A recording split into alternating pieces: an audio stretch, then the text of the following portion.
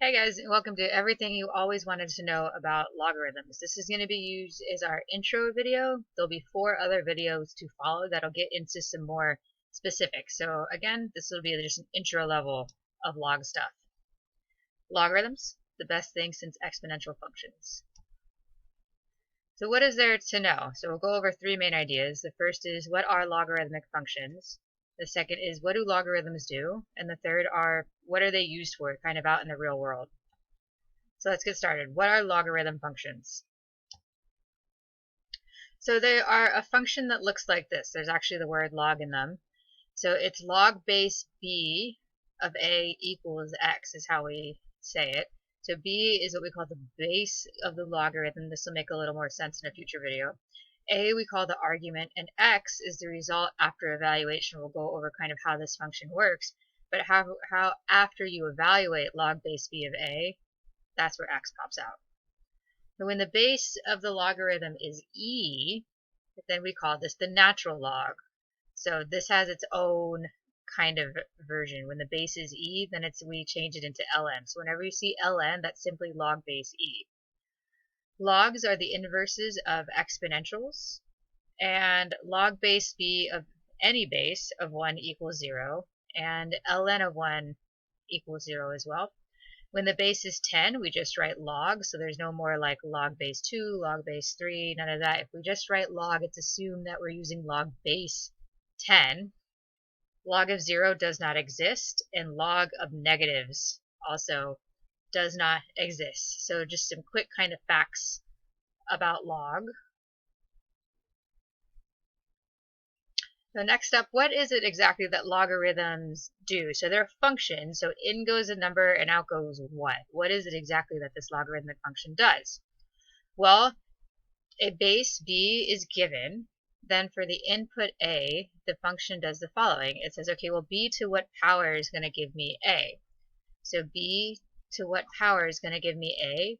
And that's what gets outputted here as x.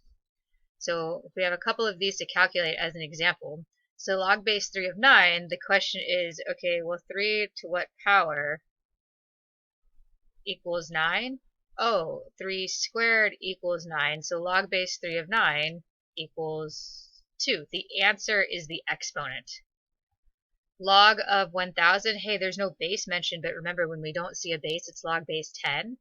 So this is calculating, okay, 10 to what power equals 1000? Well, 10 to the third power equals 1000. So log of 1000 then is equal to 3, because again, it's the exponent. So another example, log base 2 of 8. Again, we're trying to answer the question, 2 to what power is equal to 8? Well, 2 times 2 times 2 is equal to 8.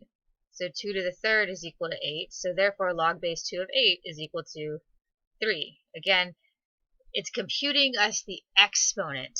2 to what power is equal to 8? Okay, over here, ln of 2.7. ln, remember, is log base e. So this is asking the question, e to what power equals 2.7? And since e is approximately 2.7, I'm going to very, very, very much so approximate this. So e to the first power is approximately 2.7. So ln of 2.7 will equal 1, okay? Because again, it's the exponent. So that's what the function does. If you input an argument, then it goes through this calculation. Okay, base to what power equals this argument? That's the answer. That's what it outputs. So logs output an exponent. All right, so last thing. So where do these things show up kind of like in real life? Well, there's a bunch of different jobs that use these, and this is not an exhaustive list. This is just actually a very short amount of jobs that require logs. So the first one is a coroner, you know, the guy that examines dead bodies. You see them on like CSI or crime shows or whatever. It's the person who shows up when you have a dead body, and they do all kinds of experiments and stuff on that. An actuary, someone who assesses risk. Obstetrician, archaeologist, like Indiana Jones here. It's used in medicines, half-lives of drugs and things, and scientists for things like radioactive decay. So it is used in the real world. It's used a lot. It's also used to measure things like magnitude of earthquakes. So it's out there. It's not a totally useless skill. So what we now know, we know what logarithmic functions are, we know what they do, and we also know what they're used for. So thanks to you guys. I hope you enjoyed that video, and as per always, whenever you have questions, please don't hesitate to ask.